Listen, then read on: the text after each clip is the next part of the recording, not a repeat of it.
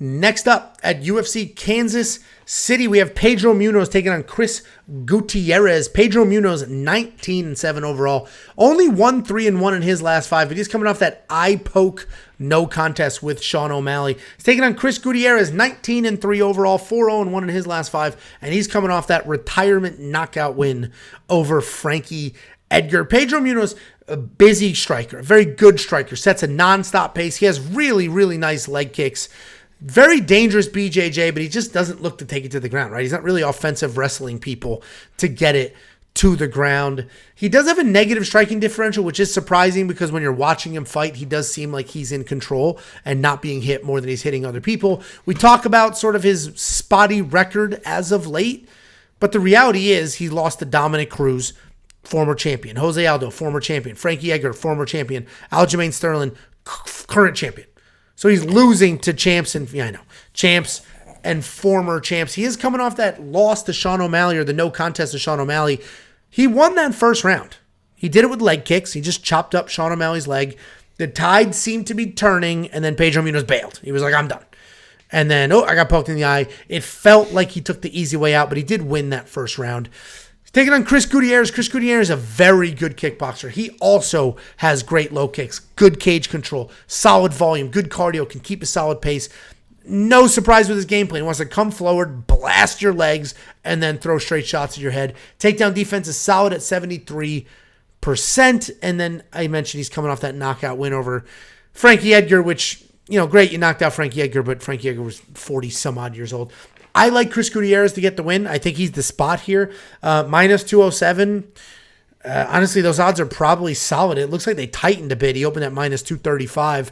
I think he's going to be fast. May not be the straight up more technical guy because Pedro Munhoz is pretty technical, but he's going to be faster and he's going to have way more power. Way more power, faster, younger, busier.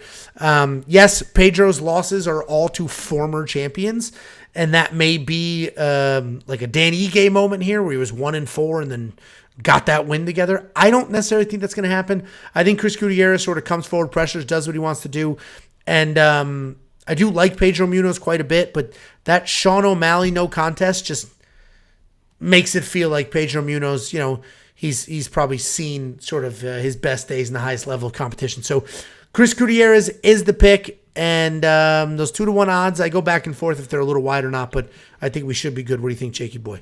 I can't believe the odds are what they are right now. When I broke down this fight, obviously I break down the fight, so I'm not looking at the odds. I'm not letting that influence my decisions, and then I make my decision, and then I look at the odds, and I thought that this would have been minus 250, obviously it started at like minus 250, but I thought this would be minus 300, getting pushed to minus 350 for this fight, because Chris Gutierrez I think he's the absolute truth for this division. I know I kind of said that about Yanez, so this is also going to come back and fucking bite me in the ass, maybe.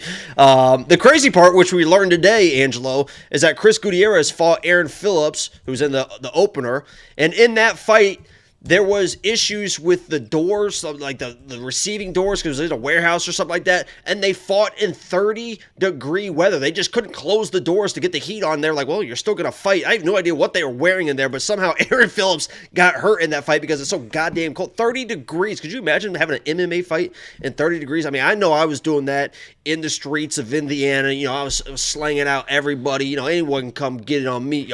Pop, putting people down in the snow, making that shit red. But that was a crazy thing to read, fighting at 30-degree weather. But I think he's the real deal. I think he's going to be the much better, not the better striker. Pedro is very, very technical.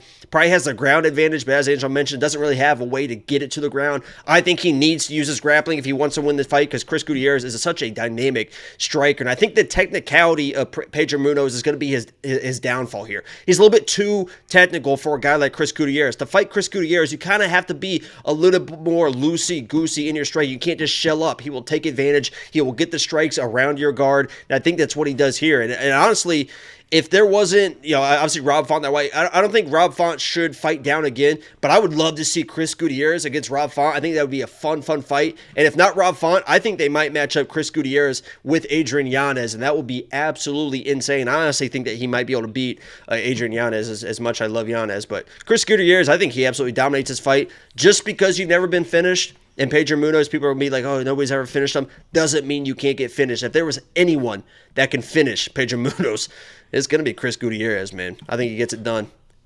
Yeah, we're both on the Chris Gutierrez side for sure. I don't necessarily think he's going to win by finish, but I do think he's going to get it done. $9,400 in DraftKings. If you think he's going to win by finish, then he's absolutely worth that money. This is a weird card. I'm not super ridiculously confident in a lot of people. Chris Gutierrez is probably one of my more confident guys, so I'm going to go ahead, probably throw him in there. And again, the line movement, it just tightened just a tiny bit. If you want to unlock the line movement tracker so you can see this breakdown for every single fight, including the implied probability, meaning what does this say? What does minus 207 mean as far as probability is concerned? All of that is available to you today at weonpicks.com for only $10 a month, along with everything else. We have a $4.99 super chat from John Doe. I appreciate the $4.99, John, but you're dead wrong. He said Pedro did not win the first round. He only landed leg kicks, and half of those were checked. No strikes to the head or body. Yeah, John, he literally won the first round. Go Google the scorecards for that fight. 2 out of 3 judges gave it to Pedro Munhoz, and if that went to a decision based on those scorecards, Pedro Munhoz wins. Mike Bell and Doug Crosby, the person who did not give it to Pedro, Sally D, baby. And we know how Sally D scores fights. So thank you very much for the super chat. I just wish you didn't use it to be wrong so publicly.